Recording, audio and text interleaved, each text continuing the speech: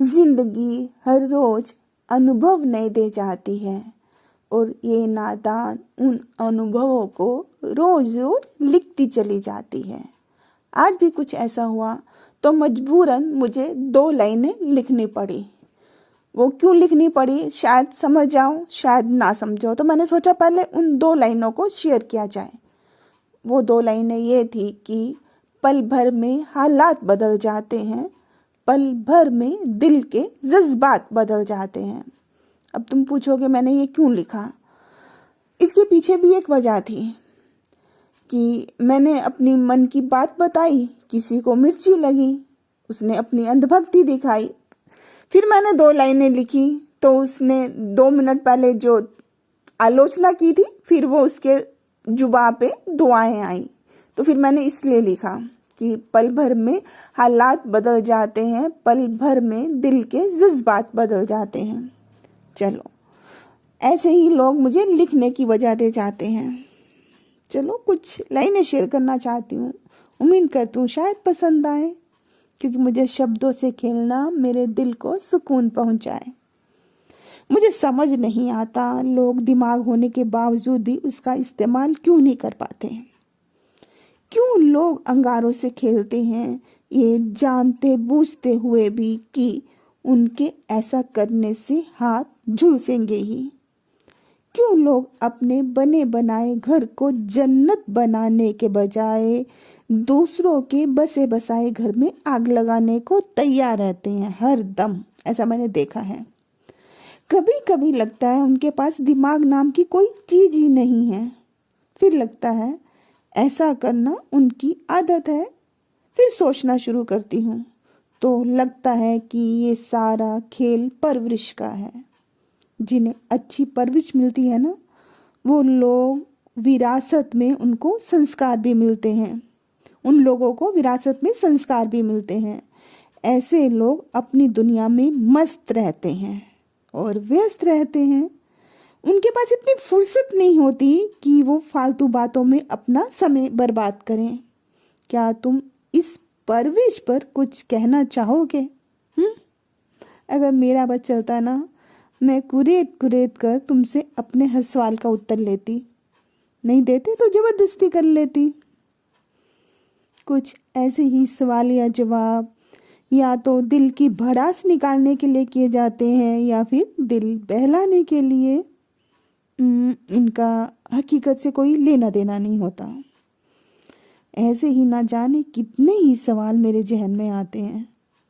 मुझे मालूम भी रहता है इनके उत्तर मिल पाने की कोई संभावना नहीं है, फिर भी मैं उन सवालों को करती हूँ। मैं इस तरह का कोई दावा नहीं करती कि मेरी तरह तुम भी हर वक्त सवालों से घिरे रहते हो। हाँ, इस बात का यकीन जरूर है कि तुम्हारे पास मेरे कुछ सवालों के जवाब हैं। लेकिन ये तो ज़रूरी नहीं ना कि तुम मेरे हर सवाल का जवाब दो। ऐसे में कोई भी कर क्या सकता है? समझौता? क्या बुदबुदाए? समझौता? कतई नहीं। मैं कोई दूसरा रास्ता अपनाऊंगी। खुद अपने लिए एक नया रास्ता बनाने में हर्जी क्या है? देखा जाए तो वही लोग अपने जीते जी अपनी जिंदगी की पूरी कीमत वसूल कर पाते हैं जो हर बार एक रास्ता बनाते हुए, नया रास्ता बनाते हुए अपनी मंजिल तक पहुंच जाते हैं। ये सब कर पाना इतना आसान नहीं होता। क्या ये सब कुछ कर पाना एक आम इंसान के लिए मुमकिन है? मैंने ऐसा तो कुछ नहीं कहा। कहा है क्या? कोई भी काम मुश्किल तब तक होता है जब तक हम उसे पूरा नहीं कर पाते, या इसे इस तरह कहूँ, जब हम समस्या का हल यानी निदान कर लेते हैं तो समस्या नहीं रह जाती। मुझे कुछ याद आ रहा है। मेरे स्कूल के दिनों का एक खूबसूरत वाकया। तुम सुनो तो मैं जरूर सुनाना चाहूँगी। क्या मुझे सुनने के लिए वक्त निकाल पाओगे? क्या कहा? नहीं? प्लीज थोड़ा एडजस्ट कर लेना, पर मुझे सुनना जरूर। हो सकता है कल मुझे कहने के लिए वक्त इजाज़त ना दे। पता है क्या, मुझे ड्राइंग करना बहुत मुश्किल लगता था, इसलिए मैंने ड्राइंग विषय के बारे में कभी ज़्यादा सोचा ही नहीं। मेरे पास विज्ञान था, विज्ञान सब्जेक्ट जिसे पढ़ना कंपलसरी था। फिजिक्स और केमिस्ट्री तक तो ठीक था, लेकिन जब बात बायोलॉजी की आती थी तो मुझे सिर्फ पढ़ना पढ़ाना तो ठीक था, लेकिन प्रैक्टिकल की नोटबुक में चित्र बनाना बेहद मुश्किल लगता था। लेकिन मेरे इस काम को एक लड़का कर दिया करता था, जिसे मैं अपना बड़ा भाई समझती थी। एक बार हम दोनों में कहासुनी हो गई। उन्हीं दिनों हमारी विज्ञान की अध्यापिका ने अपनी अपनी कॉपियाँ पूरी करके लाने को कहा था, यानी प्रैक्टिकल की जो नोटबुक होती थी। तो उस वक्त मैं क्या करती, मरती क्या ना करती। मैंने खुद ही चित्र बनाने का निर्णय किया। इस निर्णय को लेने से पहले मैंने दूर तक सोच लिया था। ज़्यादा से ज़्यादा मैम गुस्सा ही तो करेंगी या फिर डांट पड़ जाएगी। वैसे भी स्कूल में ऐसा कोई दिन नहीं बीतता था जब किसी भी बच्चे को डांट ना पड़ती हो। यही सब सोचकर मैंने मन पक्का कर लिया और अपने हाथों से कई घंटों की मेहनत के बाद आखिरकार अपनी नोटबुक पर चित्र बनाकर मैम को जांचने के लिए अपनी प्रैक्टिकल की नोटबुक दे दी। एक दिन के बाद जब प्रैक्टिकल की नोटबुक वापस मिली तो मेरे पैरों के तले से जमीन खिसक गई। मुझे उस चित्र पर फेल मिला था। इसके बाद क्या हुआ होगा तुम कल्पना कर सकते हो। ये तो सिर्फ एक उदाहरण था, ना जाने से कितने वाक्य हैं ना जिन्हें मैं बताना चाहती हूँ। मैं दुनिया को भले ही कुछ भी कहूँ कि मैंने कुछ पाया नहीं, परंतु ये सच्चाई नहीं है। मैंने जितना अपने जीवन में पाया उतना सब कुछ पाना हर किसी के नसीब में नहीं होता। मैंने अपने जीवन में जो सोचा उसे हासिल भी किया। मैं ये बताना ज़रूरी नहीं समझती कि उसे हासिल करने में कितना संघर्ष करना पड़ा। ज़रूरी समझती हूँ तो सिर्फ इतना कि मैंने व्यवहारिक रूप से हारने के बाद क्या हुआ? क्या जमा घटा कर रहे थे? हारने के बाद मैंने बोला नहीं, उधर तुम्हारा दिमाग चलने लगा। मैंने व्यवहारिक रूप से हारने के बाद मिली जीत का स्वाद चखा है। इस बात के ठोस प्रमाण इसी दुनिया में मौजूद हैं। लोग उसके बारे में भी जानेंगे, लेकिन मेरे दुनिया छोड़ के जाने के बाद। तुम्हें मेरी बातों पर यकीन क्यों नहीं होता? मेरी मानो, यकीन करना सीखो। यकीन करना सीखो। कैसे? मान लो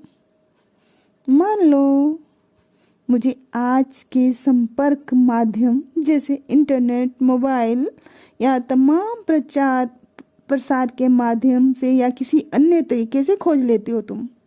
वैसे तुम बचपन में कुछ समय साथ साथ गुजार चुके हैं।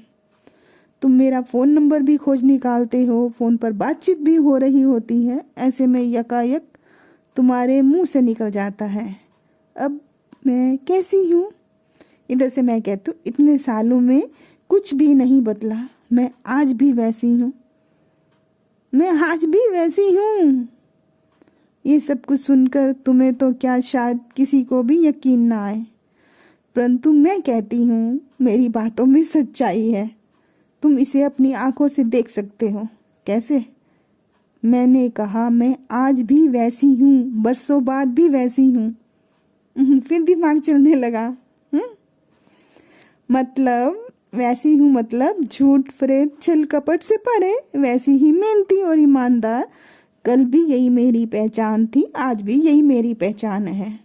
अब तुम ही कहो, क्या कुछ बदला? या मैंने झूठ बोला? ये खुद ही तय करो। मेरी बातों में कितनी सच्चाई है।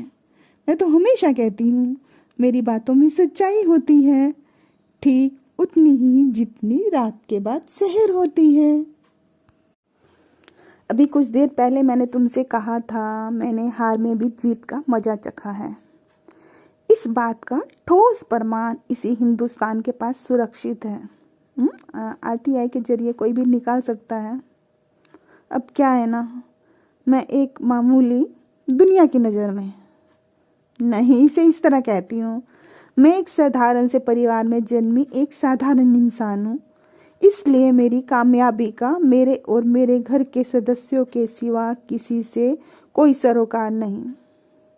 अगर मैं चाहती तो अपनी उन उपलब्धियों को लिम्का बुक ऑफ रिकॉर्ड या गिनीज बुक ऑफ रिकॉर्ड में दर्ज करवा सकती थी, लेकिन मैंने ऐसे करना ज़रूरी नहीं समझा और लोगों को फिलहाल वो सब देखने की फुर्सत नहीं है। हार में जीत वाली बात को उदाहरण से समझाती हूँ। मान लो मैं तुम्हारे घर में किराएदार के रूप में रहती हूँ। जैसे अभी लॉकडाउन में क्या हुआ, बहुत सारे स्टूडेंट थे ना, किराएदार थे ना। मान लो मैं तुम्हारे घर में किराएदार के रूप में रहती हूँ।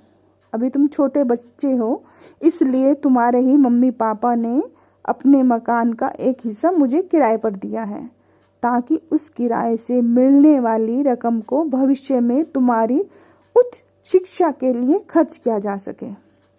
इधर मेरी नीयत बदल जाती है, क्योंकि सरकार ने लॉकडाउन के बाद ऐलान कर दिया कि किराया देने की कोई ज़रूरत नहीं, भले ही किसी का जीवन उस किराए के से चलता हो। लेकिन सरकार को क्या, उसने तो सिर्फ नियम बनाना था, बना दिया, कोई मरे या जिए। ये जस्ट इमेजिन करो। तो इधर मेरी नीयत बदल जाती है। पहले तो मैं बहाने बनाने लगती हूँ, इस महीने नहीं अगले महीने दे दूंगी, या फिर धीरे धीरे किराया देना दे दूंगी, फिर धीरे धीरे किराया देना ही बंद कर देती हूँ। बिजली पानी का बिल भी अदा नहीं करती, क्योंकि मुझे मालूम है ना कि तुम्हें अगर अपना चाहिए तो तुम्हारे पास एक ही ऑप्शन है, तुम अदालत जाओगे और अदालत जाने के लिए भी एक मोटी रकम खर्च करोगे। फिर उस बात का क्या भरोसा कि वकील का ईमान नहीं बदल जाएगा, है ना? ऐसा होता है ना? नहीं होता। चलो, मैं उदाहरण से कुछ समझा रही थी। मान लो मैं बिजली पानी का बिल भी अदा नहीं करती, बात बात पर तुम्हारे मम्मी पापा से झगड़ा करती हूँ, सो लग तुम्हारी पढ़ाई का भी नुकसान होने लगता है और पूरे परिवार को तनाव अलग से झेलना पड़ता है। पैसों के नुकसान को तो तुम भूल जाओ, तुम लोग अपने ही घर में बेगानों की तरह रहने लगते हो, क्योंकि हमारे यहाँ कानून ही कुछ ऐसा है, तुम चाहकर भी तुरंत अपना मकान खाली नहीं करवा सकते। यही कानून है, चाहो तो देख लेना कभी। इधर तुम्हारे मम्मी पापा अपनी तरफ से हर मुमकिन कोशिश कर लेते हैं मकान खाली करवाने की, लेकिन उनको सफलता नहीं मिलती। ये जस्ट इमेजिन करो, एक कहानी सुना रही हूँ। और इसी तरह दिन रात की चिक चिक में जीवन के 20 साल बीत जाते हैं और तुम समझदार हो जाते हो और तुम अपने मम्मी पापा से वादा करते हो कि हम लोग इस घर को छोड़ देंगे और एक नया घर बनाएंगे, भले ही वो घर छोटा ही क्यों ना हो। लेकिन सबसे पहले उस बिजली पानी का मीटर कटवा देते हो, जिसे तुम्हारे किराएदार इस्तेमाल करें और बिल तुम अदा करे हो। अब होता क्या है, हाँ तुम कहोगे कि अभी 20 साल नहीं बीते लॉकडाउन को ख़त्म हुए, मैं तो सिर्फ इमेजिन करने की बात करी हूँ, क्योंकि अपने देश में इंसाफ पाने के लिए तो एक जीवन तो क्या 10 जीवन भी कम रह जाते हैं। तो 20 बरस तो कुछ मायने ही नहीं रखते। ये कोई राजनेता थोड़ा जा रहा है कोर्ट में आधी रात को जो अदालत खुल जाएगी, नहीं मालूम। अब पता चल गया अपने देश का कानून कैसा है। हाई प्रोफाइल मामले में भी जजमेंट आने में पूरी जिंदगी बीत जाती है, 60 साल 70 साल बीत जाते हैं। उदाहरण के लिए अपने राम मंदिर का ही उदाहरण देख लो। चलो, मैं इमेजिन करवा रही थी, समझ लो एक कहानी सुना रही थी। तो होता क्या है, इधर परिस्थितियां बदल जाती हैं, तुम लोग कोर्ट नहीं जा पाते और अपना पक्ष रखने के लिए कुल मिलाकर एक तरफा फैसला हो जाता है। दूसरी तरफ तुम्हें एक शानदार नौकरी मिल जाती है, फिर छोकरी भी मिल जाती है। ये तुमने कह दिया, मैंने सुन लिया। मगर उसे रहने के लिए उसे तुम्हें उसको अपने पास रखने के लिए पीसफुल घर तो चाहिए ना। अब तुम समझदार हो चुके हो, तुम्हें लगता है तुम अपनी मर्जी से किसी को कुछ भी दे दो। तो कोई बात नहीं, अगर कोई जोर ज़बरदस्ती से तुमसे तुम्हारा कुछ छीनता है तो वो तुम्हारी नज़र में नाइंसाफ़ी है। यही सोचकर तुम अपनी तरफ से मुकदमा दाखिल करते हो। अफसोस इस दरमियान तुम्हारे मम्मी पापा, जिनके नाम मकान था, दुनिया छोड़कर चले जाते हैं।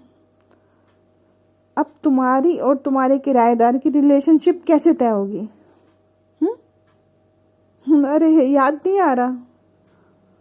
अरे तुम भूल गए, मैंने तुम्हें बताया था ना कि जब मकान किराएदारों ने कब्जा कर लिया था, तुमने बिजली पानी कटवा दिया था, वो किराएदार अदालत में चला गया था बिजली पानी के लिए, तो वहाँ रिलेशनशिप तय नहीं हो गई थी क्या? वो सबूत नहीं बन गया?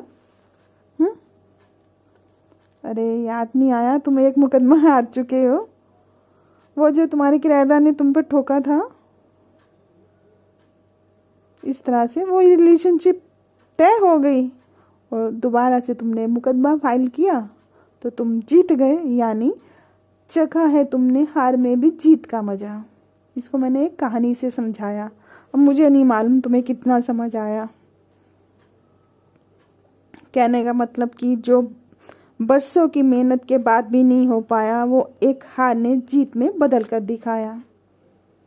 नहीं, चलो ये तो मैंने तुमको एक कहानी के जरिए समझा दिया।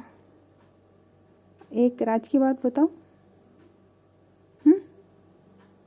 मुझे मालूम है तुम मेरी बात पे यकीन नहीं करोगे, फिर भी बात बताना चाहती हूँ, क्योंकि मेरे अलावा बहुत कम लोग ऐसे हैं जो उस बारे में जानते तो हैं, परंतु दूसरों को कभी उससे रूबरू करवाना ज़रूरी नहीं समझते।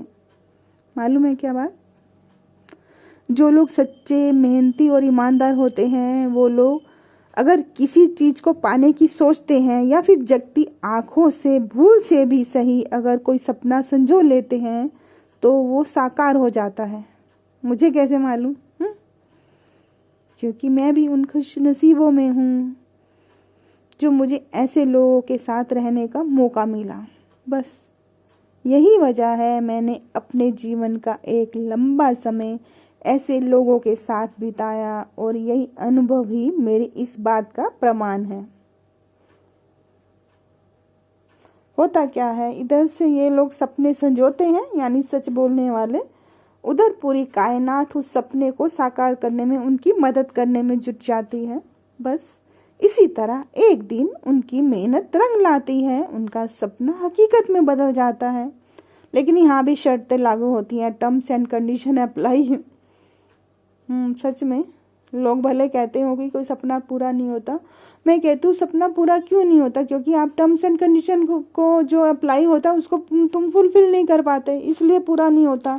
क्योंकि लोगों की ज़्यादातर ज़िंदगी तो अंधभक्ति में ही बीत जाती है, वो समझदार बनना ही नहीं चाहते।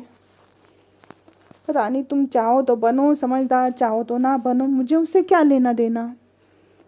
मेरा काम रास्ता दिखाना है, बातों के जरिए मैं तुमको समझाना चाहती हूँ। समझो तो वेल एंड गुड, ना समझो तो मेरे बाप का क्या जाएगा।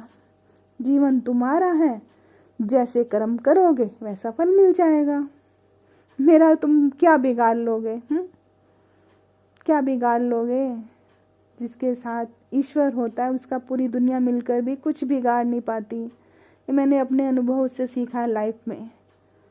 चाहे पूरी दुनिया एक तरफ हो जाए तो कोई ना कोई कुदरत का करिश्मा हो जाता है, जिंदगी मौत के मुंह से भी छीन लाए। जब तक मौत आनी नहीं है तब तक कुछ नहीं हो सकता। वो लोग और होंगे जो डर जाते हैं कि कोरोना खा जाएगा, ये हो जाएगा, वो हो जाएगा, संक्रमण ये छूने से फैलता है, ये है वो है। अरे कुदरत से ज़्यादा कोई महान हो सकता है क्या? चलो हमें क्या, तुम चाहो तो जैसा मर्जी सोचो, मुझे उससे क्या। मैं तो कुछ समझाना चाहती थी इनडायरेक्टली, बातों के जरिए। अब तुम्हें समझ आए तो ठीक, ना आए तो बुरा सपना मानकर भूल जाना। कोई ज़रूरी थोड़ा है हमारा साथ साथ वक्त बिताना। Thanks for listening.